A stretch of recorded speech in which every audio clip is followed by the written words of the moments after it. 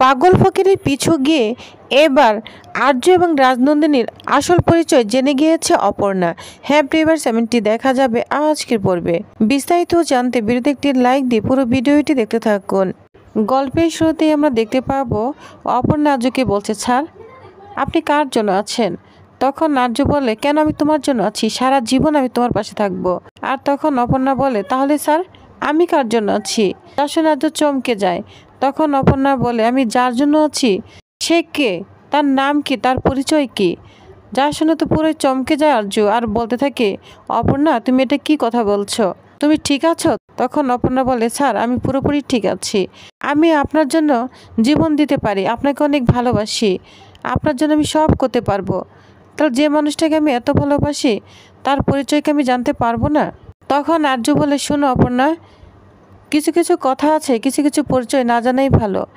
হ্যাঁ তবু আমি তোমাকে বলতে পারি, সেই পরিচয়গুলো বলে দিলে এখন অনেক কিছু উলটপাট লন্ডভন্ড হয়ে যেতে পারে। তখন অপর্ণা বলে, অতীত যত কঠিনই হোক তবু আমি জানতে চাই। স্যার আপনি যদি আমাকে বিষ এনে দেন সেই বিষটাও আমি এক নিমিষেই খেয়ে ফেলবো। আপনি যদি কোনো কারণে জেলে যান সে জেল থেকে আপনি আমাকেই পাশে পাবেন, আপনার জন্য আমি অপেক্ষা করব। তাহলে আপনার কোথায় বাজছে স্যার, কোথায় বাজছে? তখন আর্য কি বলবে ভেবে পায় না। এদিকে অপর্ণা জিদ করে যাচ্ছে, অন্যদিকে মানছি অপর্ণা রাজ্যকে খুঁজে বেড়াচ্ছে, বলছে দুজন তো ঘরেও নেই, তো খুঁজতে থাকে। তখনই সামনে পড়ে সন্তু। সন্তু বলে, ম্যান্সি, ম্যান্সি ম্যাডাম। আর তখন বলে, আমি ম্যান্সি নই, মানছি ম্যাডাম, বুঝতে পেরেছ? তো সন্তু মানছিকে আটকানোর চেষ্টা করছে, আর এদিকে মানছি সন্তুর কথা শুনছে না, সে শুধু আর্যর অপর্ণাকে খুঁজে বেড়াচ্ছে। তখন সন্তু এবং রুম্পা কোনো উপায় না পেয়ে মা লক্ষ্মীর গান গাইতে থাকে। এইভাবে গান গেয়ে মানছিকে আটকানোর চেষ্টা করে। অবশেষে মানছি তাদের গান শুনে বিরক্ত হয়ে ওইখান থেকে চলে যায়। তখন খুব খুশি হয়ে যায় সন্তু এবং রুম্পা। এদিকে অপর্ণা আর্যর কাছ থেকে সত্যি জেনেই ছাড়বে, কোনোভাবে আর্য কোনো কথাই শুনছে না। এদিকে আর্য নিরুপায় অপর্ণাকে কোনো কথা বলতে পারছে না, কারণ এদিকে কিঙ্কর তাকে বাধা দিয়ে রেখেছে। অন্যদিকে এই অতীত শুধু অপর্ণা নয়, পুরো তার ফ্যামিলি জুড়ে রয়েছে, কিছুতেই বলতে পারছে না। যদিও রাজলক্ষ্মী বলে দিয়েছে অপর্ণাকে সব সত্যি কথা বলার জন্য, কিন্তু সে কিছুতেই বলতে পারছে না। এদিকে অপর্ণা চিৎকার করে যাচ্ছে, বলছে, স্যার আমি আপনার সঙ্গে ঘর করার জন্য স্বপ্ন দেখছি, তাহলে আপনি আমাকে বিশ্বাস করতে পারছেন না? আপনার ব্যাপারে অনেকেই অনেক কিছু জানে, কিন্তু আমি কেন জানবো না স্যার? আমার কি এতটুকু অধিকার নেই? তখন আর্য বলে, অপর্ণা তোমাকে একটা কথাই বলবো, এখন আমার পক্ষে তোমাকে কিছুই বলা সম্ভব নয়। এখন অপর্ণা বলে, স্যার আমার মনের জোর রয়েছে, আপনার অতীত যেমনই হোক না কেন আমি সহ্য করে নিব। সেই অতীত শুধু আমার আর আপনার মাঝেই থাকবে, আমি কাউকেই বলবো না। তবু আমি আপনার কাছ থেকে শুনতে চাই, অন্য কারো মুখ থেকে আমি শুনতে চাই না।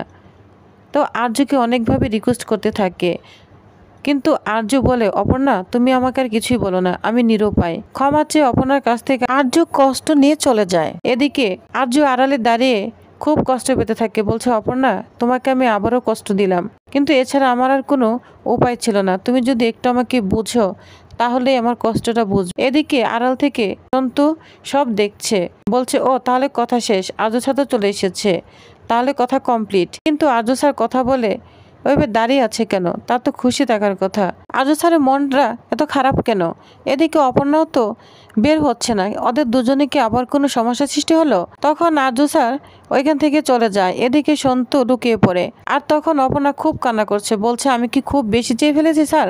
সবাই অনেকেই জানে, কিন্তু আমি আপনার জীবন সঙ্গিনী হতে চলেছি, তাহলে আমি কেন জানতে পারবো না? আমি কি বেশি আবদার করে ফেলেছি? এটা বলে খুব কান্না করতে থাকে, আর বলে ক্ষমা চাইলো, তবু তার পরিচয়টা আমাকে বললো না। এটা বললে কি খুব ক্ষতি হতো? আরো স্যারের প্রতি আমার আরো বিশ্বাস জন্মে যেত। তখনই দেখা যায় অট্ট হাসতে থাকে জানালা দিয়ে ফকির বাবা, যা দেখে অপর্ণা চমকে যায়। বলছে, তুমি এখানে এসেছো? হাসছো কেন? বলো, তুমি অনেক কিছুই জানো, আমাকে জবাব দাও। আর তখন কিছু না বলে ফকির বাবা এখান থেকে চলে যায়। এদিকে অপর্ণাও ফকির বাবার পিছে পিছে যেতে থাকে, আর এদিকে ফকির বাবা অপর্ণাকে কিছু বলে না, দৌড়াতে থাকে। তখন অপর্ণা বলে, দাঁড়াও, অনেক খেয়ালি হয়েছে, তুমি সব জানো, আজকে আমি জেনেই ছাড়বো স্যারের আসল পরিচয় কি। এই বলে ফকির বাবার পিছে দৌড়াতে থাকে। অন্যদিকে আর্য বলতে থাকে, আমি আর অপর্ণাদের বাড়িতেই যাব না, ওর মুখোমুখি হতে পারবো না। আমার এই অবস্থা দেখে বুঝেই যাবে অপর্ণার মা বাবা নানান প্রশ্ন করবে, আমি আর কোনো প্রশ্নের উত্তর দিতে পারবো না। আমি বরং চলেই যাই। তো চলে যেতে চায়, আবার দুটানার মধ্যে পড়ে যায়, বলছে, এখানে তো মা মানছি রয়েছে, ওদেরকে রেখে যাওয়াটা ঠিক হবে না। তো আবার ফিরে যায় অপর্ণাদের বাড়িতে। এদিকে অপর্ণা ছুটছে পাগলা বাবার সন্ধানে আর্যর পরিচয় জানতে। অন্যদিকে অপর্ণার মা বাবা সবাইকে প্রসাদ দিচ্ছে। রাজলক্ষ্মী মানছি সবাইকে প্রসাদ দিচ্ছে, মানছি প্রসাদ খাবে না। অপর্ণার বাবা বলে, ম্যাডাম তাহলে মিষ্টি খান, মিষ্টি খেতে তো সমস্যা নেই। তখন অপর্ণার মা বলে, ওপো মানছি ম্যাডামকে একটা মিষ্টি দে। তখন রুম্পা বলে, আমি দিচ্ছি। আর এদিকে অপর্ণার মা তার বাবাকে বলে, কি ব্যাপার, অপর্ণা কোথায়? ওরা সবাই এখানে খাচ্ছে, অপর্ণা নাই, ব্যাপারটা কেমন দেখাচ্ছে। তখন রাজলক্ষ্মী বলে, আপনি টেনশন করবেন না, আর্য তো এখানে নেই, মনে হয় ওরা দুজনে একটু কথা বলছে। তখন অপর্ণার বাবা বলে, ঠিক আছে তুমি এনে কোনো কথা বলো না। তখন সুমি পাড়া প্রতিবেশীদের সঙ্গে ভালো ব্যবহার করতে থাকে যাতে তারা কোনো প্রশ্ন করতে না পারে। একটু পরেই আমরা দেখতে পাবো আর্য চলে এসেছে। আর্যকে দেখে রাজলক্ষ্মী বলে, আর্যকে এমন দেখাচ্ছে কেন? আর তখন বলে, মা তোমাদের খাওয়া হয়েছে, চলো আমার একটু কাজ পড়েছে, আমাকে এক্ষুনি যেতে হবে। রাজলক্ষ্মী অবাক হয়ে যায়, বলছে কি ব্যাপার, আজও তাড়া দিচ্ছে কেন? ও তো কখনো আপনার বাসায় এরকম করে না, তার মানে ওদের মধ্যে কোনো কথাই হয়নি, এর জন্যই এরকম করছে। তখন বলে, মা সময় নেই কিন্তু। তখন রাজলক্ষ্মী উঠে পড়ে আর অপর্ণার বাবা বলে, একটু দাঁড়ান, আমি ভোগটা দিয়ে দিচ্ছি আপনাদের সঙ্গে। তখন আর্য বলে, ক্ষমা করবেন, আজকে না সময় নেই। তখন অপর্ণার মা বলে, স্যার 1 মিনিট সময় দিন। তো তাড়াতাড়ি করে ভোগ তুলে দেয় অপর্ণার মা। আর্য তার মা এবং মানসিকে নিয়ে ওইখান থেকে চলে যায়। এদিকে কিঙ্কর তো সবসময় আর্যর পিছনেই আছে। তখন কিঙ্করকে ফোন দেয় যে অপর্ণা পাগলা বাবার পিছনে ছুটছে, বাগানবাড়ির দিকে যাচ্ছে। তখন বলে, আচ্ছা ঠিক আছে, তুই ওকে ফলো কর। অপর্ণা ম্যাডাম এবার তোমার ব্যবস্থা করছি। এই বলে কিঙ্কর অপর্ণার দিকে ছুটে যায়। অন্যদিকে অপর্ণা ছুটছে সেই পাগলা বাবার দিকে। রাজলক্ষ্মী এবং মানসি হেঁটে যাচ্ছে, বলছে, এই প্রথম অপর্ণা আমাদেরকে ছাড়তে এলো না, সবসময় ছাড়তে আসে। তখন গাড়িতে উঠবে, কিন্তু আর্য উঠে না। বলছে, রাজলক্ষ্মী বলছে, কি ব্যাপার আর্য, তুমি যাবে না, তুমি গাড়িতে উঠছো না কেন? তখন বলে, মা তোমরা যাও, আমাদের গাড়ি রয়েছে, একটু পরে আসছি। তখন রাজলক্ষ্মী মানছি গাড়িতে উঠে রাজলক্ষ্মী চিন্তা করতে থাকে, ছেলেটার মন ঠিক নেই, তার মানে অপর্ণাকেও সত্যি কথা বলতে পারেনি, এই জন্যই ও ঠিকভাবে দাঁড়াতে পারছিল না। তখন মানছি বলে, মাদার ইন ল, আমি যেটা ভাবছি আপনি কি সেটাই ভাবছেন?